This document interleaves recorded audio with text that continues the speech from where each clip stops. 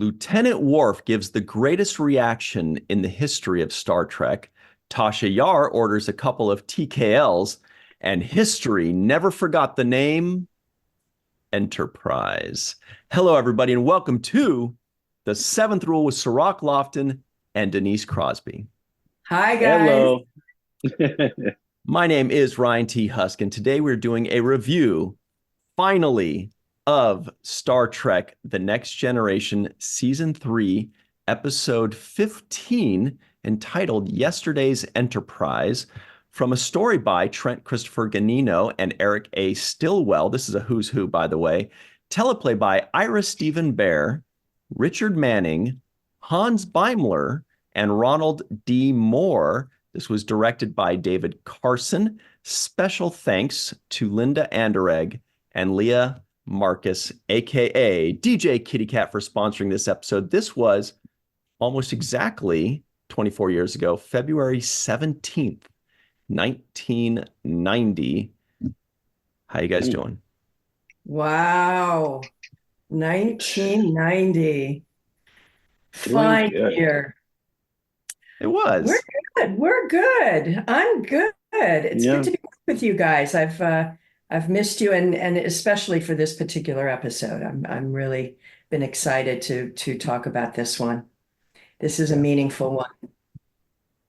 Yeah, me too. I've been hearing so much about it. Everybody keeps bringing it up all the time over the course of the years, and it's good to finally have seen it now because there's so much in it. But now I see why everybody keeps talking about it. It makes sense. It was that good where you can talk about it. Yeah. Yeah. Well, you've got Ronald Moore, D. Moore, and you've got Ira, writing this and I had forgotten that they wrote that. I remember Eric Stillwell kind of coming up with the idea for this story, which was so impressive. And but I had forgotten those two were writers on it, and you see it, you see what happens when these guys get a hold of the material. Okay, can I just gush for a second here? I was watching this episode last night, and I was so pumped. It was like I was a kid all over again. I was like, this is how I fell in love with Star Trek.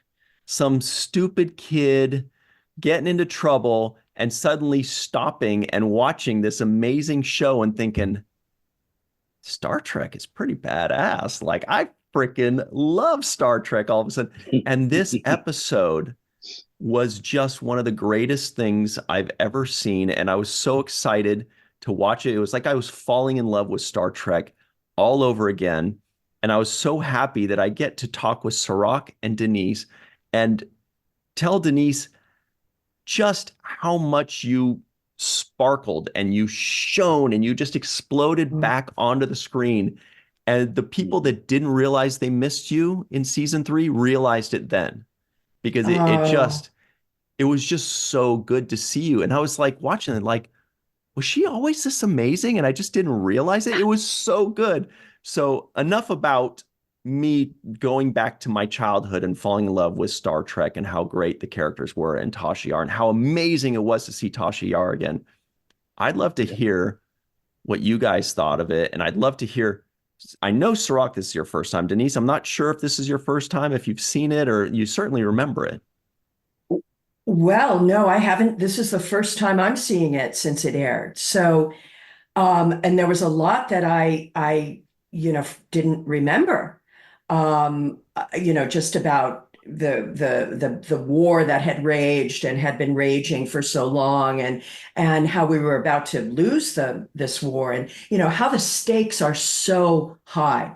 I mean, I knew the stakes were high in the sense of, do we send them back to write the present? But the fact that we could avert a war of this devastation, I had really forgotten the details of that. It just, can you imagine if this episode hadn't happened, that I would have left at the end of what we saw in the first season, and that would have been it. What a disappointing, What a ripoff.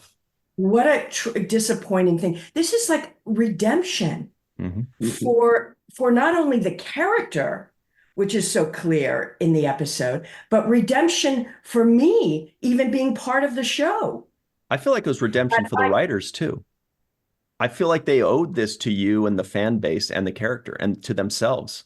I think you're right. I think it's all it. That's why this episode has such meaning, to me personally, because I was able to really characterize Tasha Yar in a way that I had never been able to in the first season. And you see all these prisms, to her character, all these different attitudes and angles, and her soul. What a brave character she had. What a noble professional to go back and commit to something like that. She didn't have to do that, but she had to do that. I mean, it was just such a great written part. Yes, and I thought you were absolutely fantastic in it. I couldn't peel my eyes away from it from the beginning. It just kind of was like, what's going on here? And it gets right into it right away. Yeah. It doesn't have this kind of slow build up. It is right into drama and suspense, and also, like you mentioned, like this heightened sense of, risk. Something as big is at stake. And I think that was immediately present. I love the way you performed your character. It feels like when given the opportunity, and when the writing is good, then you have the ability to take the material and really execute and shine in like this amazing way, which I feel like they didn't properly use when they did have you there. There were moments there that you fought through the material and were able to shine. But when you're given such good material like they give you in this, it just reveals how remarkable of an actor you are, and how much, how many layers you put on the performance. I agree with Brian about the closure that they gave you. Your character in the first season didn't do justice to who you are and your contributions to this show and this franchise really being successful. You're a main part of the success of the next generation, and you should be honored appropriately. And I think that's what this episode tried to accomplish, and I think successfully did accomplish. Absolutely. I agree. Thank you so much for your beautiful words, both of you. But yes, really, it needed this episode to define the character, to bring her back into this world, and the closing line of Guinan's to LeVar is, "Tell me about Tasha Yar." It just says it all. It's so it's so poetic, and such a beautiful way to end that scene, in that piece. Because yes, what it's saying is that this is an important character in this storytelling. So, let's give out an important story.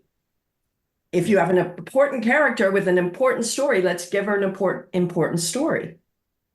I also felt like watching you, Denise, like looking at this picture of you behind me, there was kind of a softer quality to your character in this episode. But I think that softer quality it just felt like there was way more depth. In this episode, they wrote, I mean, it's well chronicled, what was going on in the first season. There were ups and certainly downs, but this was such a good episode with such a well-written character that your character had depth. And like what Cirroc was saying, it allowed you to really chew the scenery, really take, and it was shocking how many great moments they packed into one episode. I was writing notes for days because even some were just like one word or one look or one reaction. And like you said, the stakes kept getting higher and higher and higher. Do you remember when you were presented with this script? Do you remember thinking, oh, this is really, really good? And I do want to say also, we can talk about it later, I thought the directing was phenomenal. So I don't know if you could tell immediately from the script or if it just really comes out afterwards in the finished product. Well, part of also I want to add to this is having an actor like Christopher McDonald to play Lieutenant Castillo. Shooter McGavin, my favorite. This guy is like another level, you know, and he and I just had such great chemistry, and so it heightens everything. But when I read the script, I said, you know, my reaction was, oh my God, you know, this is this kind of script I've been waiting for. You know, how ironic that I have to die to get the best episode, you know, for this character. So yes, I was all in right away, and you know, completely surprised by it. I never saw this coming. This was never like when I left the show, oh, by the way, in a couple seasons, we're going to bring you back. I mean, that was it. You know, I was dead and gone. And so that was a great surprise. And then an added bonus was that the script was so good. So then you've got Chris playing the role and gives us, you know, all these wonderful levels to play, this falling in love, you know, element there, and this sharing of officer lingo and positions, and the woman knows more than the man in this you know, tete-a-tete, and this little dance we're doing, and he's obviously very impressed with me and what I know, and you know, and so it's you've just got all these very quickly happening, and the respect, you know, that's there with each other. But Chris was just so easy to work with and so delightful and so fun. We went on to do other projects together. I played his wife in an independent movie, and Really? I did a guest star on one CBS series he did. So, you know, we've continued to know each other over the years and work with each other over the years. And we just delight in it because we would make each other laugh so much in between scenes. And, you know, he took me aside at one point and said, how do you say this shit? You know, because it was like a lot of techno, you know, you know, Sarai, it's a techno ballad. Actors come on and they just go, oh my God, you know, what is a photon torpedo and hailing frequency? You know, you gotta do it like you know it, and it's tricky for actors to get that going. So he was just, God, how do you do this? You know, so funny. But Denise, I want to ask you, you know, when you were on the first season, that was now in hindsight, the first couple of seasons of this show are known as kind of like a disaster period of Next Generation in hindsight. But did you notice that in this third season that you know, the ship was under control from the, you know, the people at the top, the writers and so forth? Did you see the difference in management style? Did you see a difference in the functionality of the way things were going, even from wardrobe to makeup to some of those departments? Was there more fluidity to the way things were running? You know, there were definitely changes. You know, it had been 2 seasons, you know, had gone by, almost 2 seasons. So there was definitely more, yeah, the wardrobe department had changed, the accommodations had changed. But again, because most of my stuff was with Chris McDonald, it wasn't really, I wasn't interacting too much with anyone else. Patrick, he was, he was still Patrick, and it was, I just delivered my scenes. A nice thing was working with Whoopi, who I had met before. She had worked with my father-in-law on something, and so I met her at the house and just really liked her a lot. And so I was really delighted to work with her. She was just so giving and easy to work with, and I was very excited about that. But everyone else, it was kind of odd because it was like nothing had, like I just walked on, like nothing had changed. Like no one came around and said, "Oh my God, it's great to see you back," or, welcome home, or, it was just, everybody was on doing their thing. And it was just, I was just like another guest star. Hmm. Well, Denise, I wanted to ask you too, pretty much a million questions, but I'll start with this one, which is, so you remember reading the script, you remember shooting it. I did catch that. It felt like a momentous occasion, you talking with Whoopi. I was like, wow, this is the only time. This is it. And I kind of thought, I bet those two characters would have been great friends had they worked together, had they been on at the same time. But I wanted to ask you, Denise, now watching it 24 years later, 34 years later, having never seen it before, did it live up to the hype in your mind? And what feelings ran through you as you watched it? I think it exceeds the hype. Memory is very selective, and malleable, our memories.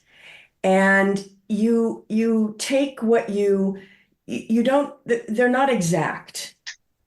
So you have a sense of things coming through your life now. That's how our memories, filter through. But so I have a memory of having so much delight in coming back in an unexpected way, never expecting to ever come back to Star Trek again, having such joy with Chris, and having such a great script, everything good about it. So that's my memory. So now I get to see the episode for real, blank, like an audience member, and it's really good. It's really solid. It's deep. It hits a lot of very profound and complicated issues, and I think it exceeded actually my memory of it, and it makes me feel happy that, this isn't an illusion, this isn't just some thing that people talk about, and it really is there. It really, I mean, I defy anyone to show me a better episode of Next Gen. Yep. Yeah, I'm not going to disagree with you. Not because I'm in it. Not really, not because I'm in it. The story. It's the story. It is because you're in it, because you do make it amazing, but it is also because the story is so well written. It's like it's a Twilight Zone episode. It's Captain Barrett. Oh my God. My husband walked in. Yes. I was watching the episode, because I couldn't get it on the computer, so I put it on my television in my house. And he walked in and he said, who is she? She's fantastic. And he doesn't normally say that. He's a harsh critic, man. But she's phenomenal. She's like one of the best guest stars ever on Trisha O'Neill. Her name is Trisha O'Neill. Trisha O'Neill. I thought the same thing because she did certain things. For example, when Riker comes onto the ship and he says something to her and she says, "You'll explain now, Commander." Like, so good. Yeah, when he says, "I'll explain it later," and she's like, "No, you'll explain now, Commander. I'll rank you." Oh, Commander. Just as in command as can be, laying there half dead. Yes. And the thing is that, let's remind everyone, because we've all talked about this as an actor, what it's like to walk on as a guest star. To walk on a guest star. And, this team has been working together now for 3 years, and they are, solid. And you've got to come on as a captain, standing up with Patrick Stewart. And she just nails it. She just is so in control and command of her voice, of her presence. I thought she was amazing. And that's why these are the elements that make this episode so good. Are these guest stars. Yeah. There was another moment where she is in a argument with Beverly Crusher, with Dr. Crusher, and Doctor says to her, "I need you to stay here. You can't leave now." And she says, "Doctors are always overprotective." Yeah. And Crusher's response was, "Yes, and captains always push too hard." But that exchange right there, she looked exactly like a captain. It was like, "No, you're not going to tell me when I can go and what I got to do. I'm out of here." And I just felt like that's no different than Kirk. And that's no different than Picard. They would do the same thing in the same moment. So I love that take charge attitude that she brought to that character as well. Yes, I agree with that 100%. Yeah. And just think, that was a while ago, she was a female captain. That was 22 years earlier. So, she really was formidable. Denise, I want to jump on what you were mentioning about that scene, and Cirroc was also talking about when she said, "You'll tell me now, Commander." But what you were saying about how it's tough for a guest star to come on, I was realizing that was her first scene. "You'll tell me now, Commander." That was her first scene, and what a perfect microcosm of what she was doing in real life on that set. What was she? In that scene, she was frightened, she was injured, she was down, all these things were happening, but her character was, "I'm not going to let any of that change anything. I'm still in charge here. Right. I'm still going to tell you, you're going to tell me now. I'm still the captain of the ship." And what a perfect way that really kind of shows and mirrors what it's like for a guest star coming on. You're new. You might be nervous. You don't know what's where. Everybody knows each other. And she still comes on and says, "No, I'm still in charge here. I'm still going to make a great performance. I'm still going to do my thing." And it just feels like that character perfectly mirrors who she was as an actress in that episode. Yes, absolutely. And I just recall her just being, just very professional and really lovely and, just solid, just a pro, just knew what she was doing from the moment she walked on. That's so cool. Yeah, this was actually, so from what I understand, also the most we've seen Guinan's character, at least that I can remember so far.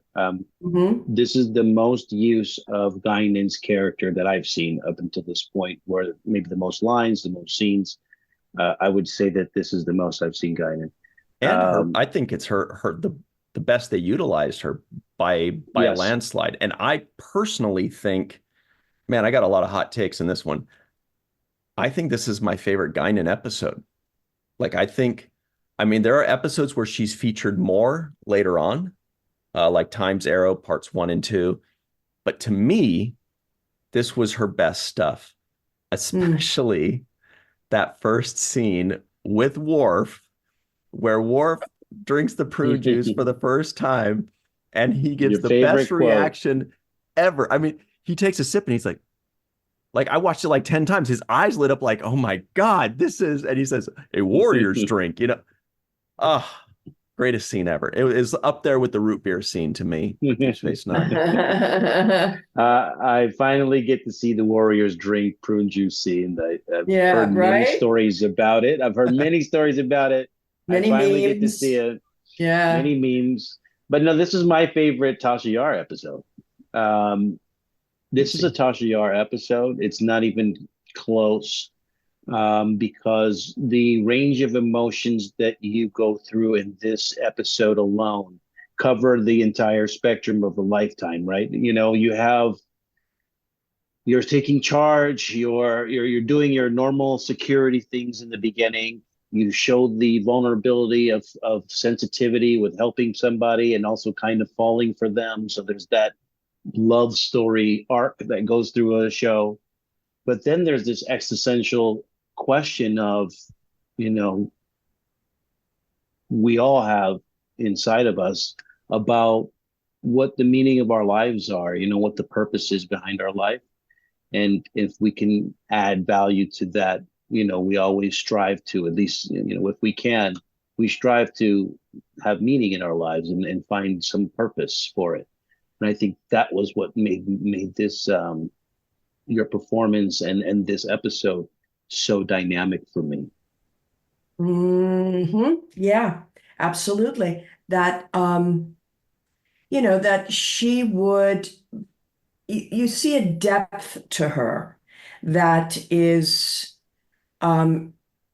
you're able to share in, there's not a lot of episodes in the show in the first season where Tasha's contemplating those kind of deep ideas, that self-worth, the self-purpose.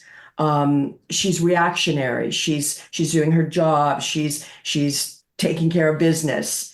But in this episode, it gives her time to be reflective and ask the deep question of herself. And the writers allow those answers to come out and for us to touch upon that. And that's, again, I've mentioned before that my audition piece was a very, very beautiful piece written for the Troy and Tasha character. That was never, it's almost like they lured me in, that was totally. the carrot they dangled and said, this is what this is going to be. And then the show wasn't that. They never had a scene anywhere near that. Mm-hmm. That was my audition piece. Mm-hmm. So, it showed me, it gave me insight into who this woman was. And I love this scene. It's a small little scene, but when Data and Tasha are in the elevator together, and what went through my mind was that whole naked now had never happened. Okay, so they're not knowing each other in that way, in that scene, in the turbolift. But you see Tasha really running through her mind, wow, they're going to their death. I mean, really? Is that, all of that is working through her mind. And it was just, you see that how much she cares, how she holds burden. Another one of those fantastic moments. And we do have to jump to our break very quickly, but that's true. Data, Tasha never had that moment, but he still showed concern for her in his way. Absolutely. So we're going to jump to our break, everybody. I'm going to tease something. I've got a very controversial opinion with regards to this episode. Cirroc and Denise almost beat it out of me just now, but I was like, no, I'm not going to say it. I'm going to tease it until the break. So tune in next week, everybody. No, I'm just kidding. We'll be right back on The Seventh Rule. Hey, everybody. Welcome back to The Seventh Rule with Cirroc Lofton and the star of The Next Generation, Denise Crosby. Yes. Hi, guys. All right. Here are the trivioids of the week, everybody. It's time for business. Lieutenant Worf gives the greatest reaction in the history of Star Trek. Lieutenant Worf says Earth girls are too fragile. The end, but not Trill. Girls, we know that. The Enterprise D encounters its younger sister. The Enterprise C was last seen near the Klingon outpost Narendra 3. Doctors always overprotect their patients, and captains always push themselves too hard. Tasha Yar orders a couple of TKLs. Castillo wants Yar to call him Richard because that's what his mom calls him. Ew. You know, I was like, yeah, I like what they're trying to do there. I was like, what? I'm just going to go with that. And lastly, history never forgot the name Enterprise. All right. So let's see. Where do we start here? You know, I teased this. So here is my hot take that I almost gave away 15 minutes ago when you guys were talking about Rachel Garrett. Rachel Garrett, to me, top 5 Star Trek captains ever, to me, of all of them. That includes Picard and Sisko. That includes Edward Jellicoe. He might be in that top 5 too, guys. But I just think Rachel Garrett and Trisha O'Neill are absolutely phenomenal. I did not know this actress before Star Trek. I'm ashamed of that because she is extremely good. Just watching her eyes, she takes control, but she has this inner strength, this inner beauty. She has intelligence and poise. I mean, just a great character that was really pushed over the top by Trisha's performance, in my opinion. To me, in the whole universe of Star Trek, she's top 5 captains ever. I won't fight you on that one. No way. No yeah, way. and that speaks to what you were saying earlier, Denise, about the magnitude of what was at stake in the beginning. I mean, in this episode, when you have Picard's speech about the Federation lost almost half of Starfleet, and we're talking about, you know, I didn't know the number, but it was 40 million. Was it 40 million? 40 billion? It was some ridiculous number, but Yeah. That's how important this moment was, that it's, you know, triggers on this war that costs half, you know, essentially could be the end of Starfleet and the Federation. Right.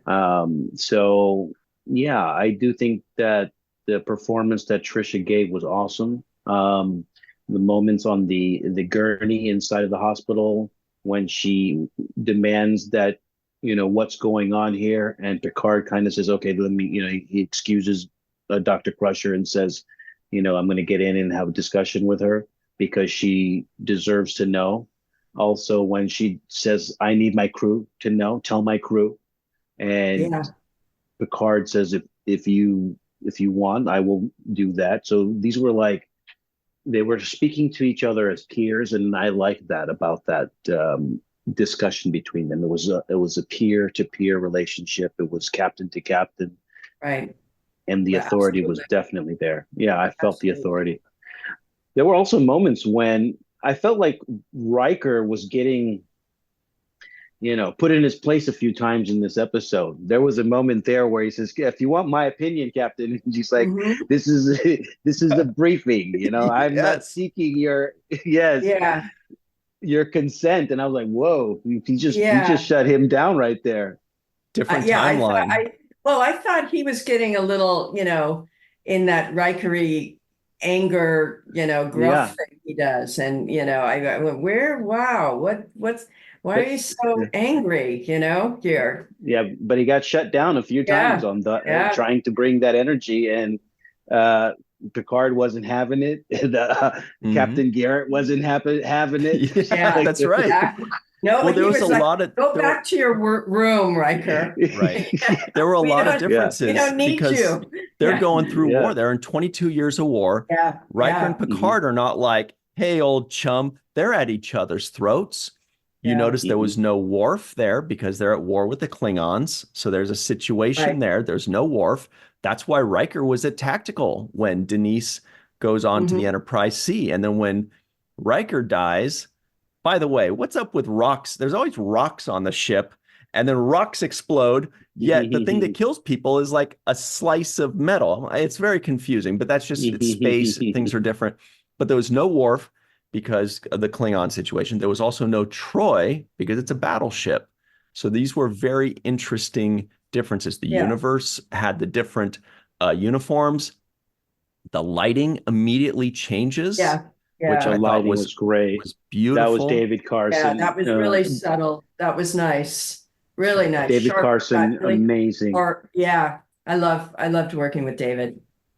Great. He's a talented man, and you could just you could tell because there were shots that he was taking. He would do a lot of moving shots where he would start into a 2 and then move around into another shot.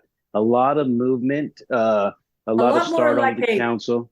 Yeah, like a feature director, Yes. A television director. Yeah. Yes, when he moved into the close-up with you and Chris McDonald on the beam platform, he kind of started at the console and then moved into a nice close-up of the two of you, slowly moving as the dialogue went. It was just cinematically well done for David Carson. I have to give him a huge amount of credit. Also, the lighting difference made it easier for me to track because I was, trying to find out what's going on here. There's a moment where I'm like, what's going on here? I got to figure this thing out. So directing wise, I really enjoyed. There was a moment also where they took a little bit of lighting on Picard's face. He kind of stepped into a light and his eyes beautiful. were lit up. I noticed that too. Yeah. Like he walked right into this light on a bar across his eyes. It was really nice. Noticeable.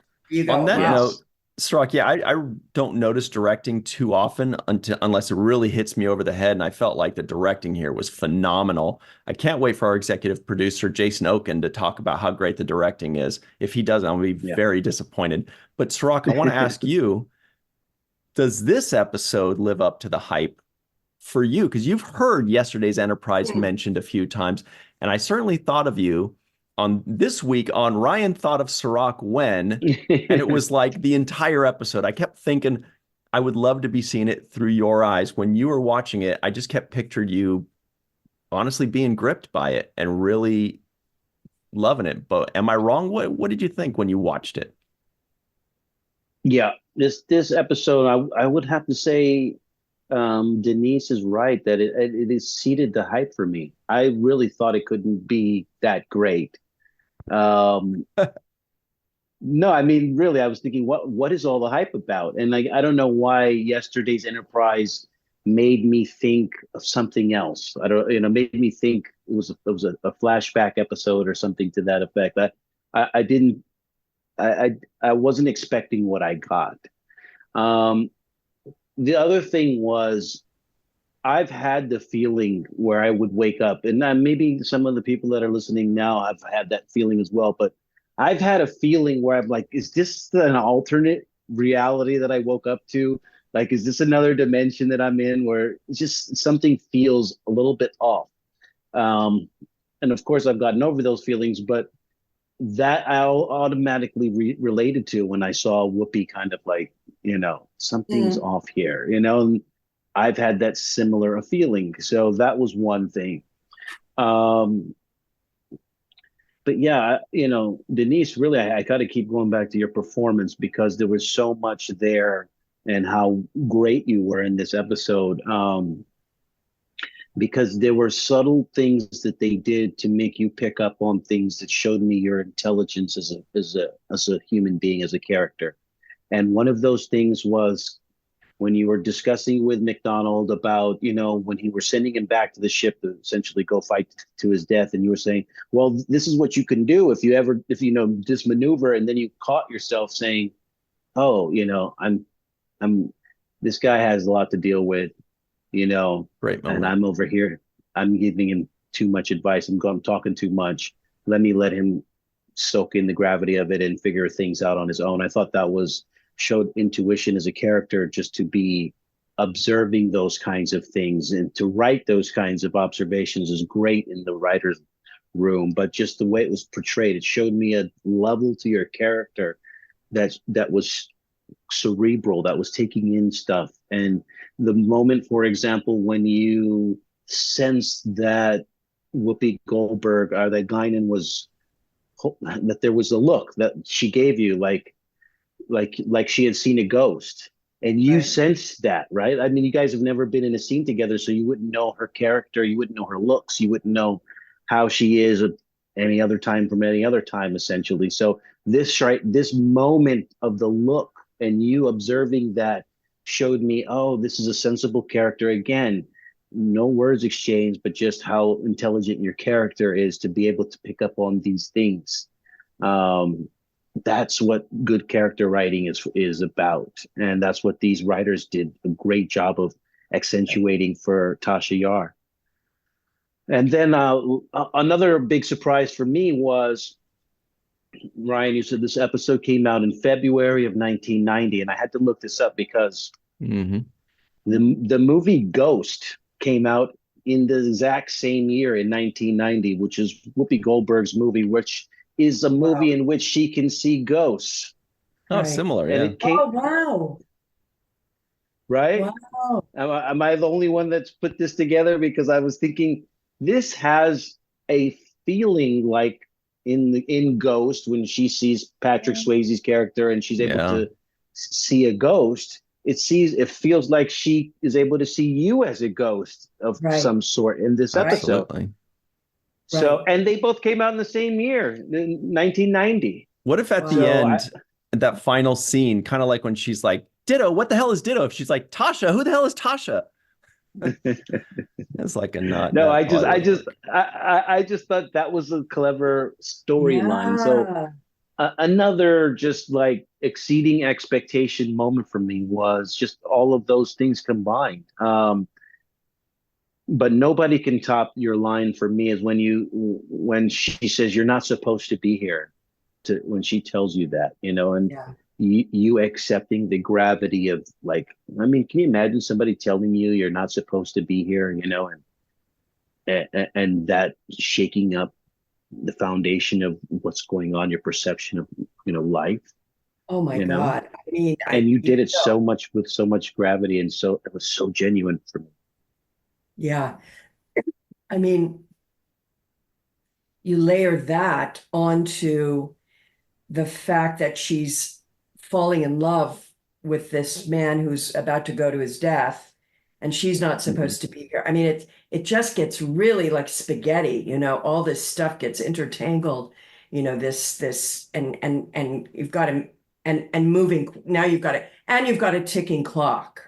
You've always got a clock present. So you've got to make some moves quickly, decisions fast. You can't linger. This is not, contemplation. You've got to make some really quick discoveries and decisions. And you don't get it. And those words were so impactful, though. When you say to Whoopi, I mean, where am I supposed to be? Where am I supposed to be? And she says dead, and you're like, it's like, wow. And then she goes on to say, an empty death, a death without a purpose. And it's like, oh my God, this is, and it was this so is meta. what we saw. Right. Yeah, this is meta. They're talking to the audience right there. Yeah, we saw an empty death, a death without a purpose. That's how you die. Yes. Well, that's the beauty of this episode too, is that it's inclusive. Because the audience is with you on this. The people who have been watching the show, from season 1 are in on this. And it's kind of for them in a way, because there was a lot of pushback when Tasha Yar died this way. I mean, still people come to me and go, oh my God, the tar thing, the tar monster, it's not like the skin of evil. And, that sounds formidable, like, wow, I was taken out by the skin of evil, the most evil thing in the universe. But no, you got, knocked off by a tar monster.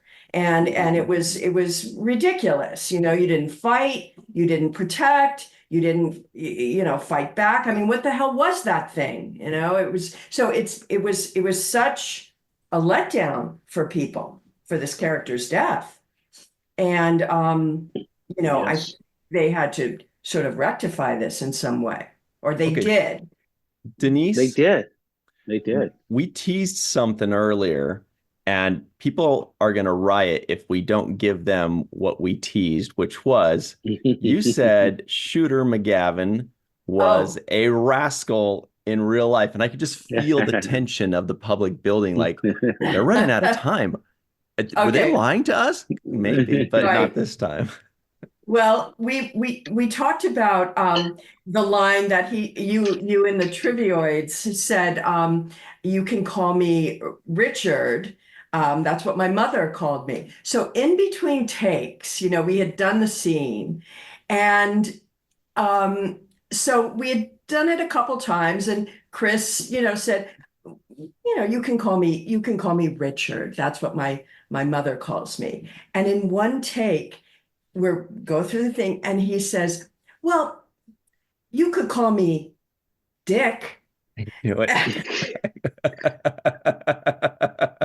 I just lost it.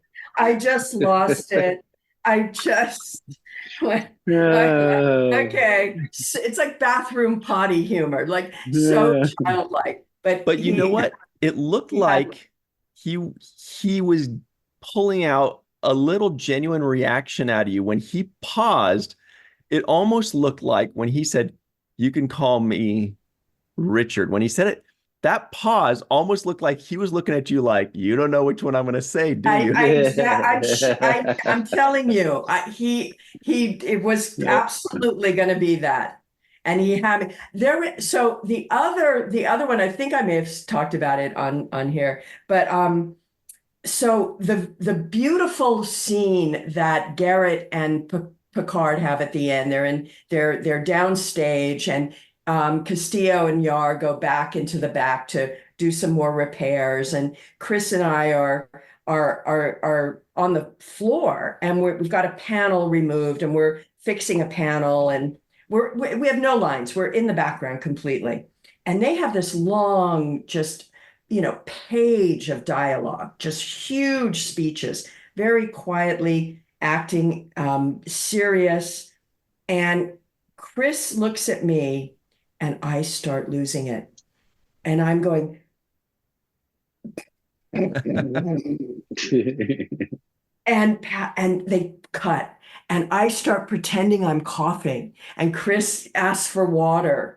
And, we completely broke the scene up. And I was just laughing. From that point on, I said, do not look at me. Do not look at me in the eyes. I couldn't hold, I would just laugh. I'd lose it. Yeah, he's a rascal. He is a rascal. That qualifies. That qualifies. Yeah, it does. But he did have a smooth line. I really enjoyed because this we always talk about falling in love in one episode. I think Ryan brings that up a lot. Yeah. And this actually, sometimes it works. Most of the time it doesn't work. Right. This time it felt like it worked. Totally worked. It just sometimes it works. And that's because you felt the chemistry between the two of you. I did. And there was so much at stake because I thought the writers did such a great job of inserting this Geordi line where Geordi says, who knows if we're dead or alive, right? Mm-hmm. Mm-hmm. And he does that as he's walking by you. And it was just like, oh my God, this is a great line. Yeah. But back to Chris McDonald, I also liked when he said, if you get back to Earth and see a man staring at you across the room in his late 50s, oh my God. Oh my God. Okay, guys, I had tears in my eyes watching it. And I think it was just, filled with the whole emotion of seeing the episode again and genuinely enjoying it. And the pride I have, in that episode about that show and the gratitude I have that we were able to go back and do, have a chance to do that episode. And of course, and he did it. I mean, it was like out of an old-fashioned movie. It was like a throwback to the 40s. If you see a man across the room staring at you, well, you never know. I mean, those are the lines like you hear in old old-fashioned films. It Yeah. was just so beautiful, and my heart Yes. fell. And of course, Yeah. this relationship that Castillo and Yar have is what I created Sela out of. My original idea for Sela, which will be altered eventually, but it's because of that relationship that I came up with that Yar was pregnant. Wow. Cool. Yeah. So And stay tuned for that, everybody. yeah, Mhm. we'll talk more as that goes on. I have to admit too, my little confession, and that is you had me tearing up and crying too. Oh, And I think it's only the second time that I've cried watching a Star Trek episode. I think The Visitor was the other time, but you had me crying, and I was really emotionally moved. I felt myself wiping away tears, and I'll tell you where it was. Hmm. It was where you were when you were talking to Picard. You asked for the leave of absence, and your line when you say, "I've always known the risks that comes with a Starfleet uniform. If I'm to die in one, I'd like my death to count for something." mm, And man, that moved me so much because it made me think of all of the soldiers and then the people that have put on uniforms yeah. and put their life on the line. So yeah, I couldn't hold it back in. It was one of the best lines, and instantly it was the thing that convinced Picard, because ultimately that's what every person wearing a uniform wants. Yeah. They want to go out like that, and Picard wants to go out like that too himself. And I just thought that was such a great line, and it really moved me. I could not hold back the tears. No, I agree. I got it in my Beautiful. eyes. I know, I love it. And then that, like you said, it turns Picard. He goes, "Lieutenant," and then he takes that moment and he says, "Permission granted." Ah, Yeah, perfect. yeah. Yep. Yeah. It was too much. It was too much, because that sums up, the sacrifices that our military make, the sacrifices that we go through, and it also shows, that we honored that, both as the person who's dying and also as the people who have Who to lived. live on with the grief. Yeah, we honored Absolutely. that sacrifice. So Let's not amazing, forget that. Let's not forget amazing that. delivery, Yeah. Yeah. amazing Well, delivery. You were top notch on that. I could not believe it. So good. Yeah. I think you moved a lot of us with that, Cirroc. I mean, that Ah, scene is one of the best, oh, one of the best ever written, but I'm so glad. I'm really happy that you guys got to see this episode and that we are all here witnessing your reactions to it. Thank goodness you liked it. Otherwise, this would be awkward. But we have just a couple minutes. So it is time for, how much time do you have? The home run of the episode. oh. What do you think, Denise? Who gets the home run of today's episode? Oh, goodness gracious. I don't think I can be you know objective on this one. So I mean, look, this to me is such a gift to this character on, like I said, in on so many levels, that um, you got to really get to know Tasha. You got to see her again. She got to experience a storyline that she never, had before, and in ways she was never able to express. And again, that she would make that choice, that she goes out with such power and strength and honor. So Tasha Yar's got to get the home run for me. Yeah. What about you, Cirroc? Yeah.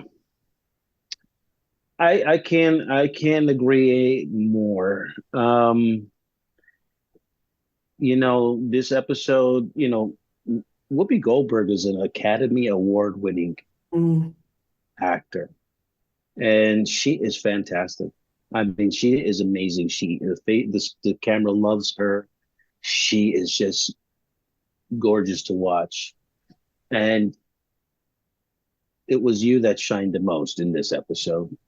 Not to knock her performance or anyone else's performance in this episode, but you delivered. You never broke the character. You kept that poise in your facial features. You kept the stoic look on your faces when they were needed. You were vulnerable when it needed to be.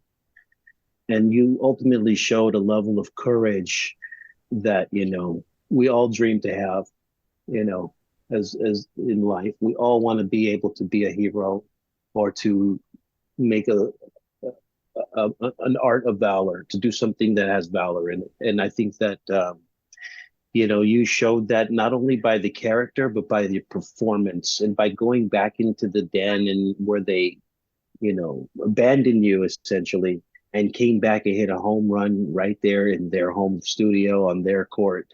That to me shows that's amazing. It made me think, I know they had to rethink after watching this episode, like, why the hell did we get rid of this character? She's so amazing. So we just killed her again. What are we doing? Yeah. Without a doubt, it is you, Denise. You are phenomenal. This was an A++ performance.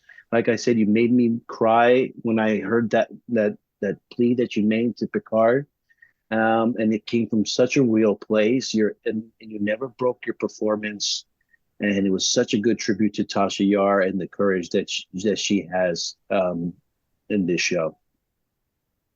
Right. Thank you. Cannot beat this. And you looked fantastic. I know, she looked so fucking good. Clean. Your hair was just. You just looked amazing too. So let me add that too. Thank you, honey. Well, I'll tell you, for me, the home run of the episode, I mean, this feels like an all-star game, honestly. It felt like everybody was hitting home runs. Yeah. The who's who in the writer's room, the music was unbelievable. Yes. Captain Picard delivering one of the most memorable lines in my mind, which was, "Not good enough, damn it, not good enough." I don't know why that worked for me so good, but I remembered that my whole life.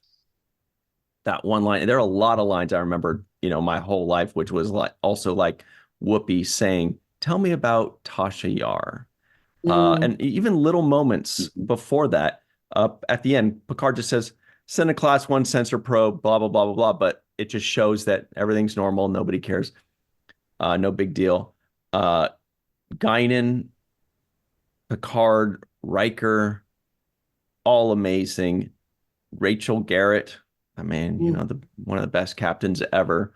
But Tasha Yar didn't just hit a home run. She hit for the cycle today. For those of you that like baseball, Tasha Yar hit a freaking cycle today. Big time for everything that Cirroc mentioned and everything that everybody in the live chat is mentioning. So big time. That was big time. Anyway. Yeah. Speaking of big time, and God, Denise, it's so great having you back.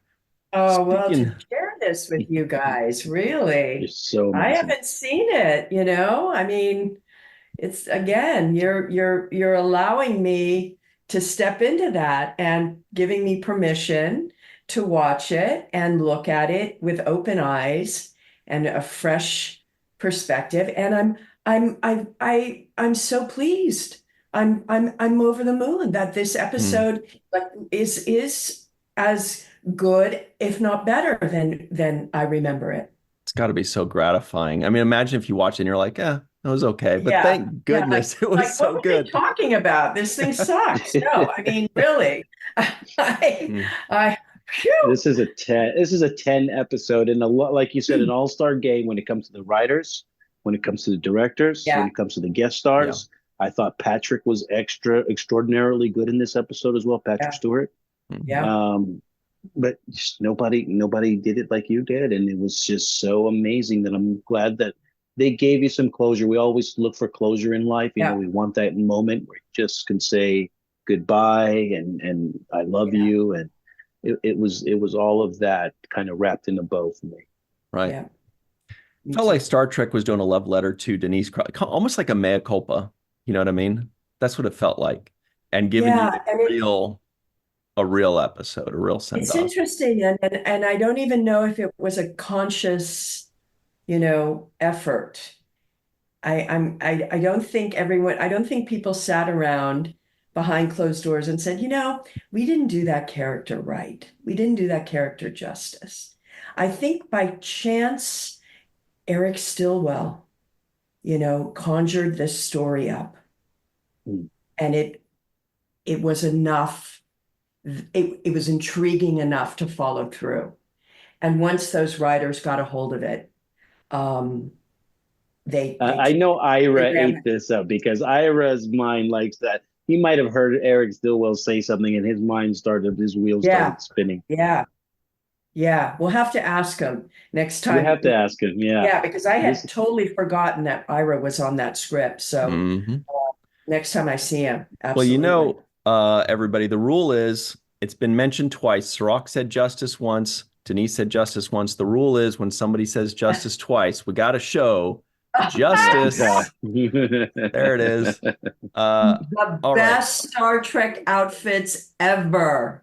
Yes. And we want to give a very special thanks to our all-star team for damn sure. Homer Frizzell, Dr. Marie Segal, Eve England out in Wales, finally thinking, maybe TNG isn't so bad. Yvette Blackmon-Tom, TJ Jackson-Bey out in Missouri, Titus Mohler, Dr. Mohamed Noor, Tierney C. Dieckmann, Anil O. Polat, Joe Balsarotti, Mike Goo, Dr. Stephanie Baker, Carrie Schwent, Faith Howell, Edward Foltz, live from Tokyo in LA right now, actually.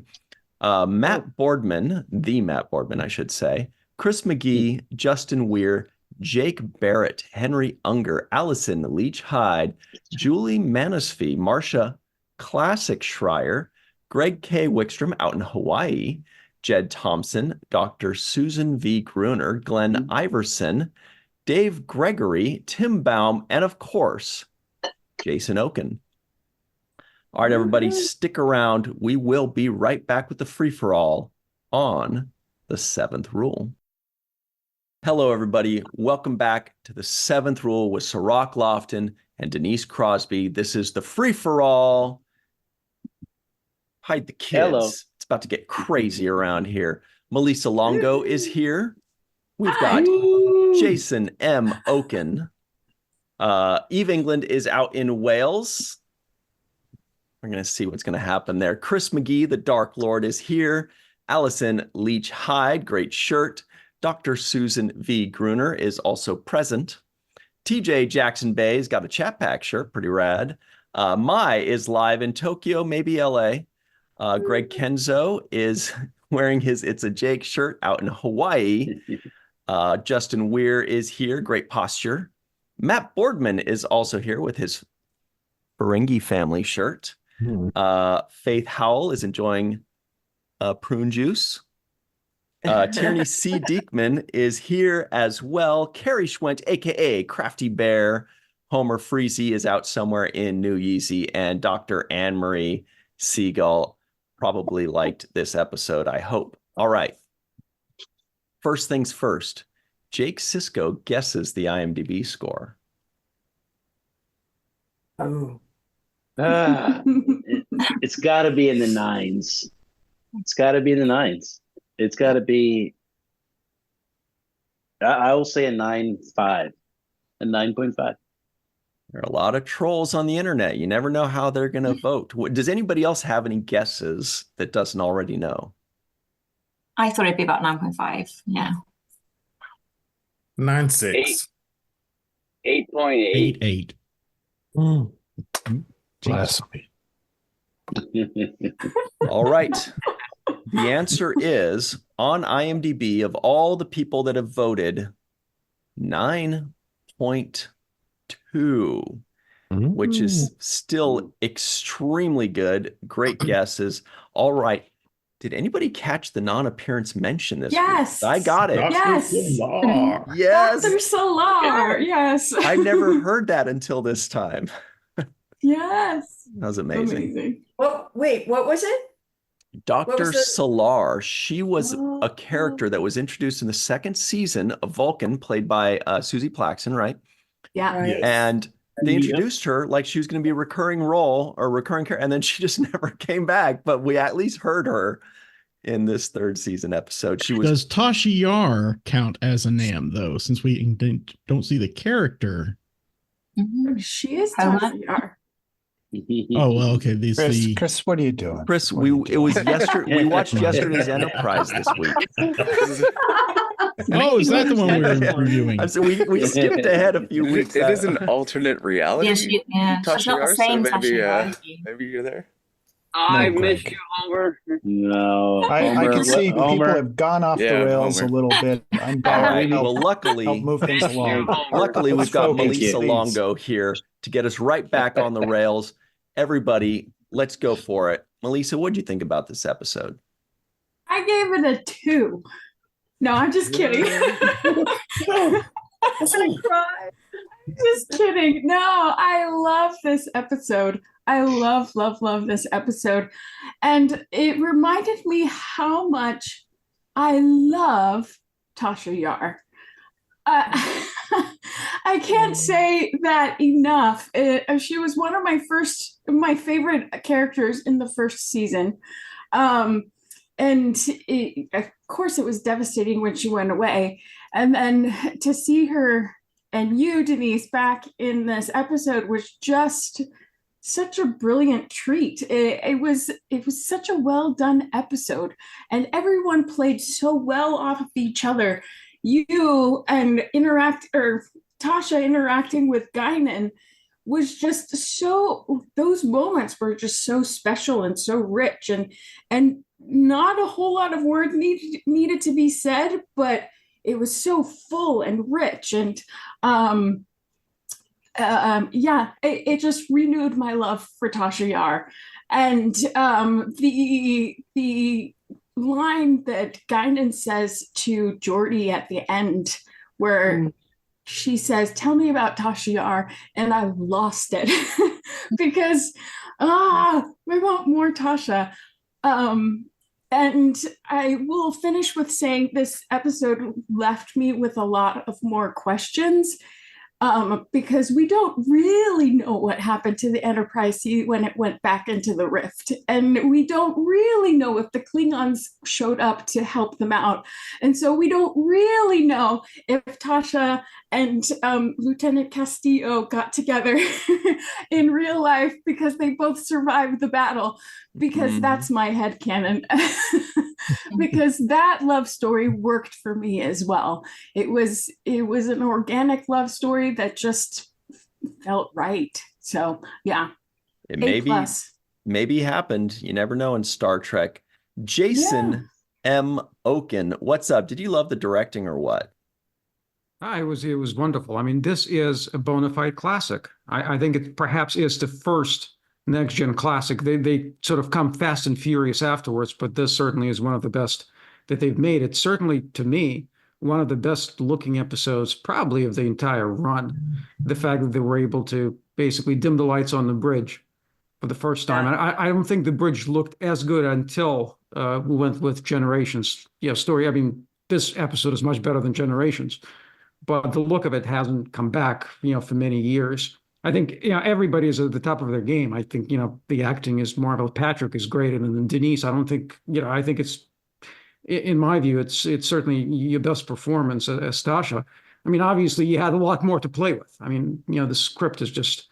I mean, the way it came together. I mean, there's stories about it, and it's the fact that it came together so well, and it looks so wonderful. I mean, there's a lot about this that can be said. Even the title itself almost seems like it came out of the original series. And we even get the slash of light across Patrick's face in Act 4, which is something I don't think we've seen in Next Gen, and maybe never again. This is something that harkens back to the original series. Everything works, and it's a wonderful hour. It's a great read as a script, and it's a wonderful show to watch.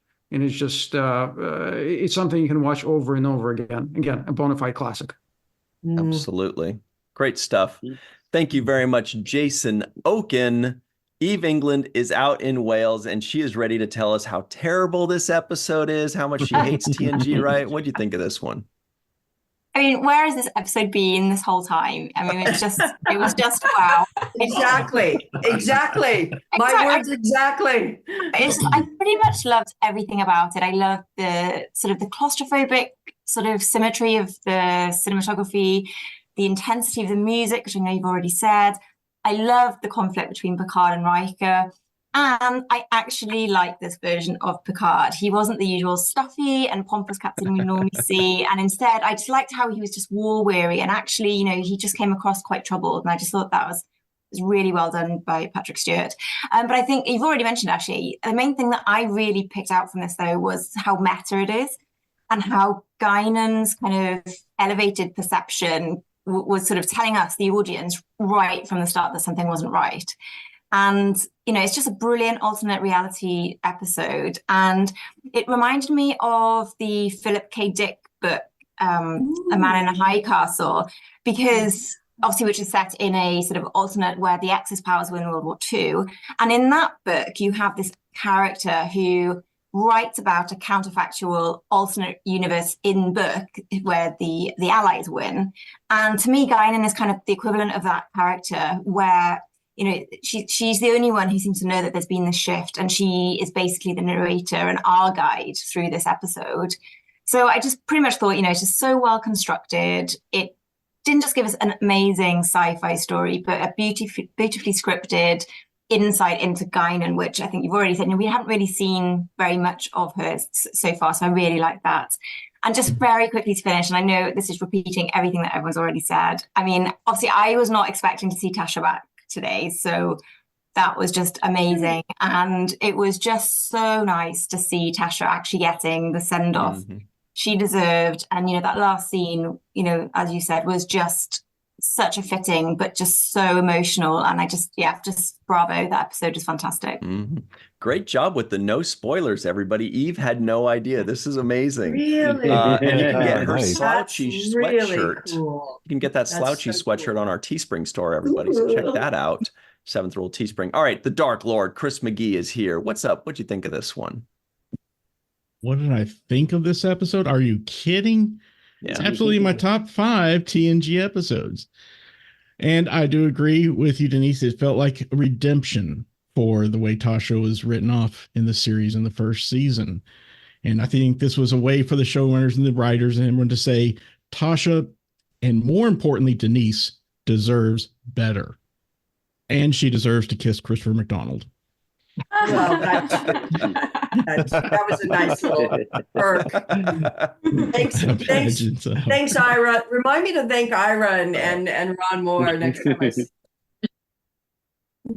Unless I'm mistaken, you know, back when this first aired, wasn't watching a whole lot of TV shows, so I could be wrong about this, but having this kind of like multiple timelines or a multiverse storytelling was still kind of a novel idea. Of course, typically reserved for sci-fi. But having the, you know, at the time, mysterious Guinan, we still don't know a whole lot about her, being the only link between the two timelines, I thought was an excellent way to kind of give the audience some grounding and someone they can relate to, like, you know, oh my goodness, this doesn't seem right. What's going on? And so she echoes the audience's thoughts in that case. Of course, I have to gush a little bit. I enjoyed all the little touches to make this timeline different visually, such as the uniforms, the lighting, the bridge layout, and the set layouts, and so forth. Even using terminology like military log, combat date, and battleship for describing the Enterprise, and other facts like the Enterprise being capable of transporting 6,000 troops instead of the 1,000 plus families. So I'll keep this short. And as you have already noted in the previous segments, there are so many memorable quotes of the episode. And of course, everyone's favorite, my favorite as well. I'm not even going to repeat it because there is no way in hell I could match Sir Patrick Stewart's incredible delivery of it. So instead, I'll just let my t-shirt show it. Yep. All right. Great stuff, Dark Lord. Thank you very much for that. Cool shirt. Allyson Leach-Heid is also here wearing a cool shirt of her own. What did you think of this one? I love the episode.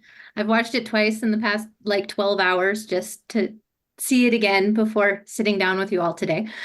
And what struck me the last time that I went through it is just the sparks flying between Tasha and Castillo are just amazing. And it makes the story so much more believable and grounded, getting to just sink into that relationship with the two of them, because they're both in this very high energy and high stakes situation, because one's at war and one had found themselves 22 years in the future. So what's going on?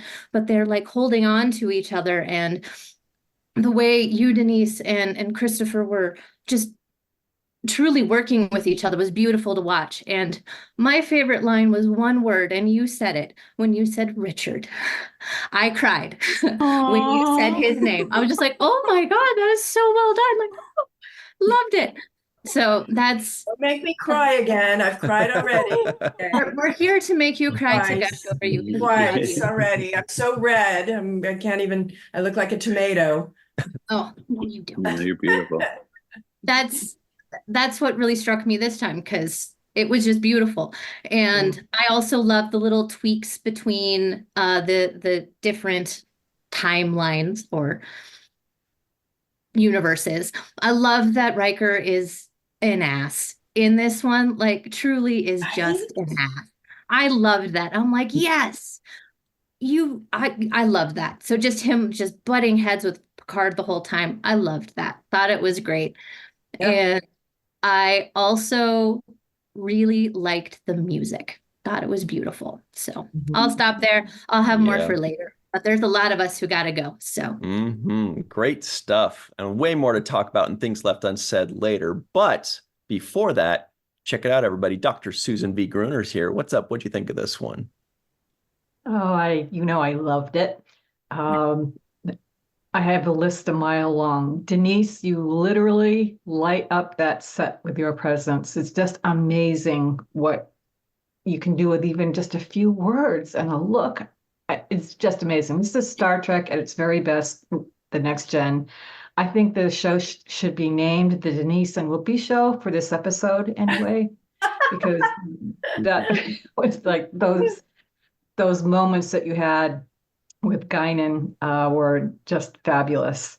I love the difference between the old uniforms and the new uniforms, depending on your perspective or how you want to look at it. I love Worf's comment about the prune juice. And I love there's nothing not to love about this episode. I cried that last scene when Guinan asked, tell me about Tasha Yar. I could just go on and on about how great it is. I think it deserves at least a 10, maybe a 10,000. And just great sci-fi, great Trek, perfecto. Just like you, Sue. Thank you very much for that. TJ Jackson-Bey is out in Missouri. He's going to tell us what he thinks of this episode, right? I am. I think this episode is the gift we receive of realizing what this show, could have been with the Tasha Yar character continued, with, actual stories written for the character, great lines, great chemistry, with the guest actors, and, everything that we would wish for, if history was different, which is what this whole episode is about, is a different history. And so, it gives us that as fans, as well as, in the story. And so I love that. There's so much to say about this episode, but I'll just pick a couple of things to share now. The scene where Data and Tasha go into the lift, and I felt so much chemistry there, even though, the naked now thing, didn't happen in this reality. I felt like there was a chemistry between them as they walk in there together. and she has some things weighing on her mind, and now she's in this space, with someone that's a friend that she talks to. And that's what I felt in that scene. And it was just such a touching, unsaid, kind of moment, just watching them walk into the lift together. I felt feelings about that. And the other thing that I, really, really, really took away from this episode was how much they were willing to sacrifice literally on a hunch. They're going to send 125 people, back through this rift. They know that they're going to die just for the chance, maybe the world is better if that happened. Maybe they don't even know for sure. It's maybe. And they're willing to do it. Everyone is on board except for Commander Riker. But that made me think about like so many things that we can do in our own life willingly that doesn't include dying to make the world a better place. And it doesn't have to be on a hunch, and it doesn't have to be, just intuition. We have that capability and willingness within ourselves to make the world a better place. So, I hope that other people see this episode and can take that away from it as well. I'll have more later. Wow. Excellent. Thank you very much. TJ, Jackson-Bey out in Missouri. Great stuff. All right. Faith Howell, what is up? Great scene behind you. What do you think of this one? I love this episode. I will say, of course, Denise is a jewel of this episode, and everybody has preached on that. So I will go a different direction. Two of my favorite things, other than how gorgeous Denise was in this episode, are of course the prune juice episode. I love all of these little touch points that we come through and that carry on for the rest of eternity. And this comes back throughout Deep Space Nine. But I also love Rachel Garrett. I mean, correct me if I'm wrong, because I was little at the time, but she was the first real female captain that we see, for sure the first that we see acting as captain, not just making an appearance and interacting, as an extra character. She's probably the first that we actually see sacrifice in the role of captain. And I think that in my young life was so impressive that, women are equal in this way, in this timeline, in this reality. And I think I took that, part of my understanding of the universe. So this episode was truly impressive and amazing and, just incredible. You're incredible. Thanks very much for that, Faith Howell. All right. The Matt Boardman is here. Matt, what did you think of this episode? Oh, well, this is an amazing episode. And, just to echo what's already been said, and, it's one of those moments where just everything came together, right? From the directing, the lighting, the look. Having Denise back is always a treat. I mean, we love Denise, right? And it's just a great story. This is the Star Trek what if. What if we didn't have that peace treaty between the Klingons and the Federation? And what an interesting look into it. And this time watching it, it's funny that I know I say this frequently, but watching it through and when you're watching it with a purpose and trying to pick up on things that you haven't noticed before, we've there's been a lot said about that final line of Guinan saying, "Tell me about Tasha Yar." And I just had this thought at this time. It was like, this episode was the first time that we really got to know Tasha Yar. We had so many episodes before where she was in it, or, times where she should have been on a security assignment and she wasn't there. But this is the first time that we really got kind of that hearty, meaty meal of Tasha Yar, and like kind of a look into the insight of who she was, going to Picard and saying, if I'm going to die, I want my life to have meaning. And these, and Denise, you did such an amazing job of conveying the thoughts that were going through Yar's head at the time as they, listening to Geordi say, well, I don't even know if, we're still alive in this next timeline. And that you could just see on your face that that hit Tasha at the time. So absolutely amazing episode. There's a reason. I mean, like we said, there's a reason it's a 9-2. I mean, those people who didn't vote at the 10 are on crack, but that goes without saying. But yeah, brilliant episode. And we may not forget the name Enterprise, but we will definitely never forget yesterday's Enterprise. Yep. Tasha Yar. Thanks very much. The Matt. Justin Weir, aka Shag 840. What is that? He was watching Jeopardy just now. He forgot that he's here. What did you think of this episode, Justin? I'll keep it short. I miss you, Denise, on this podcast, but it's nice to see you again. You guys have said everything I wanted to say about this episode. I will just say that I think this is the TNG version of the City on the Edge of Tomorrow from the original Enterprise. People are gonna die, and we have to let them die for the better course of the humans. So yeah, I'll keep it at that. Great stuff. Nice to see you. And great hat, Justin, by the way. Good stuff there. Great background. All right. Greg Kenzo is here. He's out in Hawaii. It's warm over there. What'd you think of this one? What's up, everybody? You know what? It was, no, I'm just kidding. I loved it. I was going to say, I was going to try to fake you out there, but I loved it. Just like everybody else. I'll say, what's up to the chat pack? To acknowledge that we're live. This is the first live free-for-all, right? What's up, everybody? I'll start out by saying, you know what? I'm sure, Denise, you've gotten all the flowers, as Cirroc likes to say, here today. You've been given the flowers, and you deserve it. Honestly, like this episode, some of these past episodes haven't been drawing me in that much, and it was partly the directing. It was a little bit theatrical. If you look behind me, you'll see that it's kind of set up like a stage. Whereas like we open at the most forward part of 10 forward, right?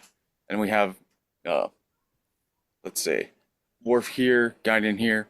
Yeah, and then all your oneers, like back-to-back oneers. It must have been, it helped draw me into the story, but it must have been so hard to shoot. Like all that complicated blocking and stuff. But yeah, I praise you for that. Christopher McDonald started this episode as Shooter McGavin, and he ended as Lieutenant Castillo. So that's saying something. Yep. Yeah. Other than that, let me say, I'll keep this short. The solo French horn accompaniment after Tasha's heroic monologue, it was really beautiful.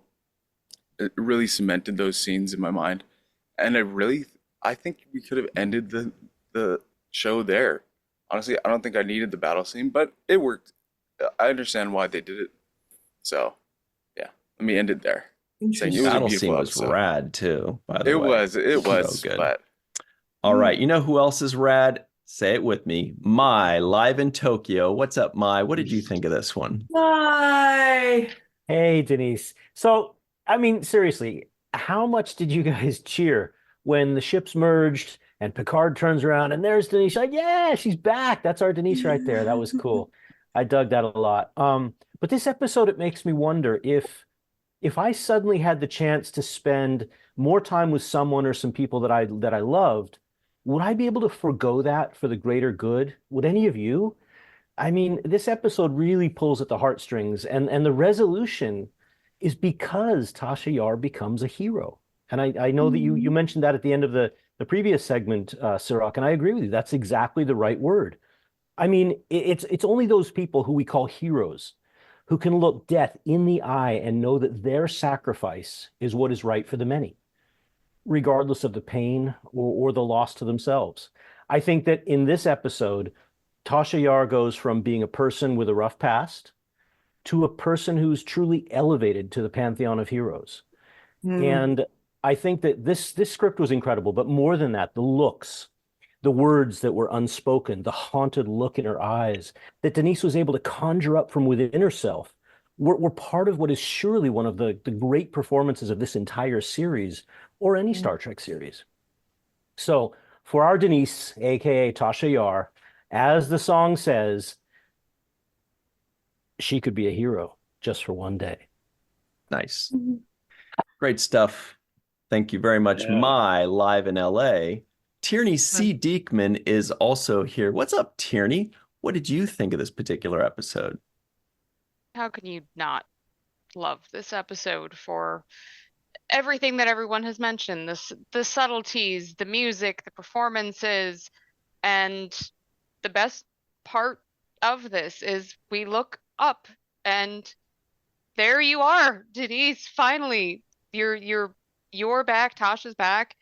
And you carry this episode, and you look into the details, and there were many iterations of the writing and what they went through, and they spent a Thanksgiving weekend throwing this together to make it happen. And there are points in the writing that, to me, and this is me, I apologize. There are plenty of things wrong with me. I see, Shooter McGavin comes on and says, nobody calls me, or everybody calls me Castillo except for my mother calls me Richard. Please call me Richard like my mother. It's just, things hit me a little strangely. And the main thing, like Riker in alternate Rikers are just real sassy. I won't spoil anything, but they just are. And you know what the thing is? There's no Worf.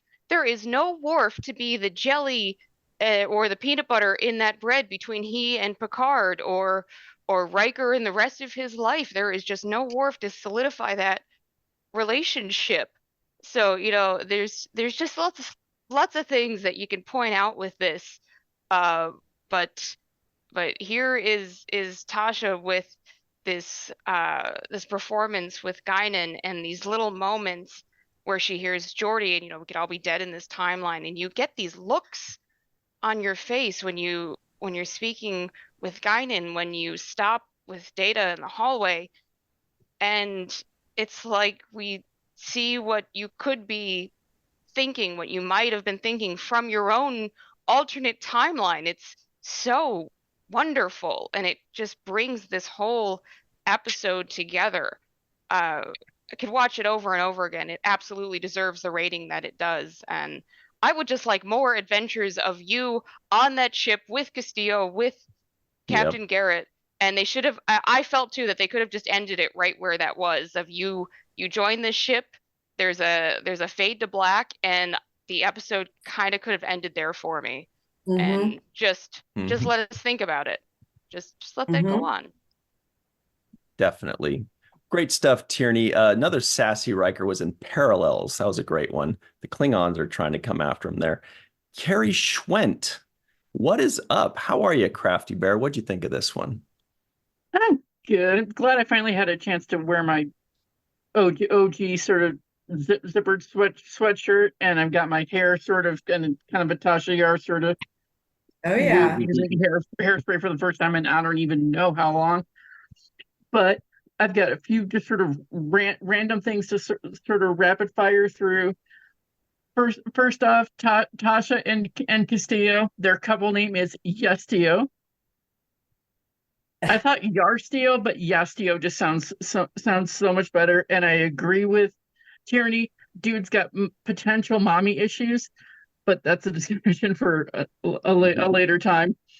Wesley looks great in his regular, that red color really suits him. And speaking of uniforms, Geordi at the end is wearing the wrong one if you look closely. And it also looks a little bit too big for him. Picard's log on his computer when Tasha comes in and says she wants to switch, if you pause it on that screen, it's not words, it's all numbers.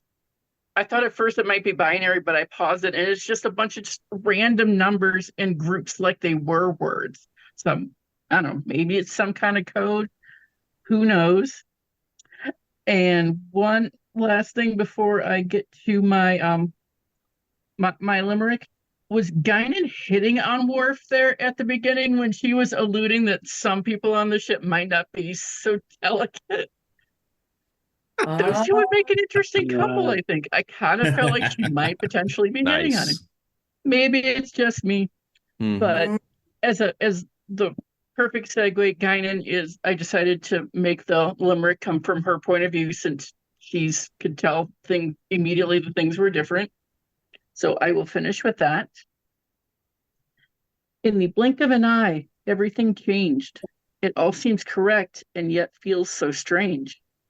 We should not have to fight. I must see things set right. The wrong history must be erased. Now, I'm not into prune juice, so I will go with my own warrior drink and have my cranberry juice. Good enough. Take it. Now, Homer Frizzell is into prune juice, I'll have you know. He likes it to be in sparkling water beverages. Yeah. What do you think of this episode? Yeah, it has to be mixed with a little bit of seltzer. It's palatable that way. So I love the episode. I'll just be really quick. My lighting is different today because of the episode. They went with a lot of under lighting and they went with some blues and they went with some whites. And I think everyone has sort of touched on the lighting. It created that mood and feel. And it was awesome. It was great. Denise, congratulations. You should be very, very proud about it. I loved it. It's better than I remembered. Thank you. Wow. Don't read what TJ just said in the Zoom chat. Great stuff, Homer. Great lighting. I love it. Thank you very much for that, and welcome back. I'll Dr. talk to Anne-Marie TJ later. Dr. Anne-Marie Segal is here. What is up, Anne-Marie? Thank you for your patience. What did you think of this episode? I mean, obviously it's amazing. I mean, it feels like the last TNG movie because it's also directed by David Carson, who goes on to direct Generations. So it really does feel so cinematic and special, and so much brain power went into it and all the actors. But it's just Tasha Yar was such a family favorite, and the second we all saw Skin of Evil, every week after that, we'd always say, "We missed Tasha Yar." And then this episode came on, and I was like 5.5, and I just remember like not totally understanding it. It's so dark and chilling, but then Tasha Yar's there, and we were like cheering, and it was such a special moment. And it's just so special to have you here reviewing it. Thank you so much. Wow. Love that. Yeah. All right. Well, Cirroc and Denise, any final thoughts on that? That was touching. That was fun. Any final thoughts on this episode? Phew. Wow, you guys are stunning and leave me so full. Again, to share with you, I haven't seen the episode since it first aired. So forgive me, I picked up a little something in Atlanta last week. I was so pleased to watch this. And, as I was saying to Ryan and Cirroc, I have a great memory of this episode. It came as such a gift and a surprise, a total surprise. There was no tease that this would happen, or no suggestion that this would ever happen. When I left after Skin of Evil, that was it. And out of the blue, I get a call to do this episode. And it righted the ship so well for me. It solved so much. It created a chance for me to really take this character and express her in a way that I had tried to and was fighting to and wanted to and knew was there and never had the chance to or the opportunity to. So along comes this incredible script, this beautiful script that creates so many layers for this character. And I just dove in, and without a care. I had played Tasha Yar, but I hadn't played the character in a couple of years, and I just dove in, and she was there waiting. It's like I opened my trailer door, and she said, come in. Let's do this. Let's tell her story in a way we always tried and wanted to, and now we have a chance. So it was like this extraordinary opportunity. I mean, when you think about it, you think about TV shows and people that, characters that die on TV shows, a couple years later, they don't suddenly come back and are able to like fix it. This was like a fix it for me. So I was telling Cirroc and Ryan, can you imagine if Skin of Evil happened and end of story? And, the show would have gone on and everything, as you're watching, but how unsatisfying that would have been. That would have been to the fans, that would have been to Star Trek, that certainly would have been to me. So this was this amazing chance and opportunity. So again, I have a memory of that. But as we were talking about, memories are not exact and they're not fixed. And so I now saw this episode here 35 years later for the first time. And from where I am now, and hoping, or just open, wide-eyed, is this what I remember it to be? Or is it as good as I thought it was? Or does it live up to what people always talk about Yesterday's Enterprise, how fans love Yesterday's Enterprise? And can I be objective? And it was so wonderful to watch. It exceeded my memories. It was just, the episode was so well written and so good and so engaging. And I caught all these little pieces that I had forgotten about. But again, you don't act alone. Christopher McDonald was an extraordinary gift to have as my co-star, as my Lieutenant Castillo. He will, he is a friend. We've done other projects together, and he and I clicked. We just had that chemistry. That's either there or not. And he made it so easy for me. I didn't know what to expect. It was interesting to come back to a set. Now, let me preface this by, I had not seen anybody on the show. I had not seen any of the cast since I left. I had done other work. I was in Key West doing a show. I'd done Pet Cemetery. I was all over the place. I wasn't doing cons, or if I was, nobody was there. So I really hadn't seen the cast or been in touch with anybody until that day I walked on to Yesterday's Enterprise. So it was, I wasn't sure what to expect. It wasn't, I have to be honest, it wasn't like everybody ran up to me and welcomed me back like old friends. It was, they were on doing their thing. I didn't really work. I only worked with Patrick, really, and the rest of the stuff was with Chris and Whoopi.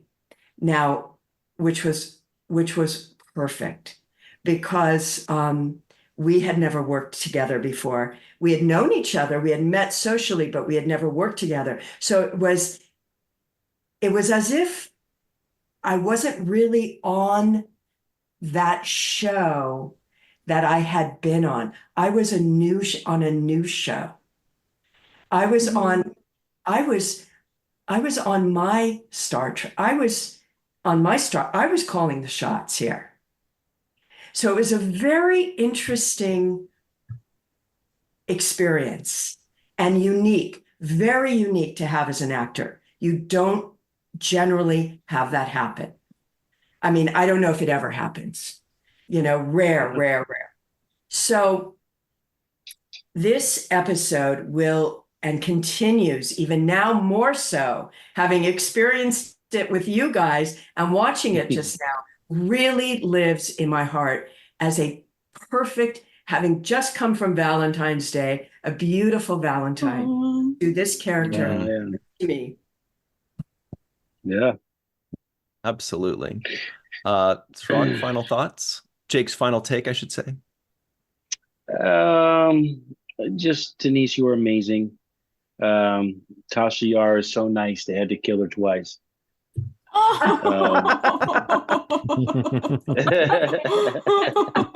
Third time's the charm, baby. That's it. I really enjoyed it. It was beyond the expectations from beginning to end. Just really couldn't find any flaws in it. And, you're sitting there, you're just eating every scene up, not knowing what's going to happen. I mean, we know everything's going to go back to normal at the end, but it's the way it went back to normal. It gave us some peace. It gave us some closure. It gave us some resolution. And it also showed the courage that Tasha has. It shows, when you mentioned the end, how you didn't like the sound of a senseless death. I didn't like the sound of that. And I thought, yeah, you know what? I don't think any of us like the sound of that. I don't think any of us sat well with the way Tasha gets blobbed up by a tar blob, and so, and, I think they could have actually, my last thing is, they could have recycled this kind of a theme, in my opinion, with Dax's character, because I felt like Dax could have had a better send-off as well after dedicating six years of her life to Deep Space Nine. I felt like her closure wasn't proper for the amount of work she put in and who her character is. And so, sometimes they get it wrong. In this case, they actually made up for it. So kudos to the writers for, saying, hey, you know what? We got that wrong. Let's try to fix that. And it's very rare that people admit to their mistakes and try to correct those mistakes. So grateful for that. We all benefit because they did that. So kudos to the writers and the acting. Everybody brought A+ performance to me. I thought Patrick was probably the best I've seen in this episode. He was so good. Like when he says, "What's the matter with this bridge?" He's asking Guinan, like, what are you talking about? He's trying to figure it out. And really have to. That's the other thing, the leap of faith that's in this episode. This is about a leap of faith. This is about trusting, and you have to know your crew and your personnel in order to make those kinds of trustful decisions. That's another good character developing thing that they did for Picard, that he has that kind of faith, that he trusts his crew, and he's going to go with Guinan's gut feeling. Another thing that puts a notch on Picard's belt and makes him, perceptibly a better captain than he went into this episode. So that's my final take. Great stuff. Thank you very much, everybody. Thank you to Melissa, Jason, Eve, Chris, Allison, Sue, TJ, Faith, Matt, Justin, Greg, Mai, Tierney, Carrie, and Homer. Thank you all very much for joining us, everybody at home. Hey, we could talk about this one forever, and we will on the other side in Things Left Unsaid, but thank you all for joining us. We really appreciate it. And until next time, always remember the 7th rule.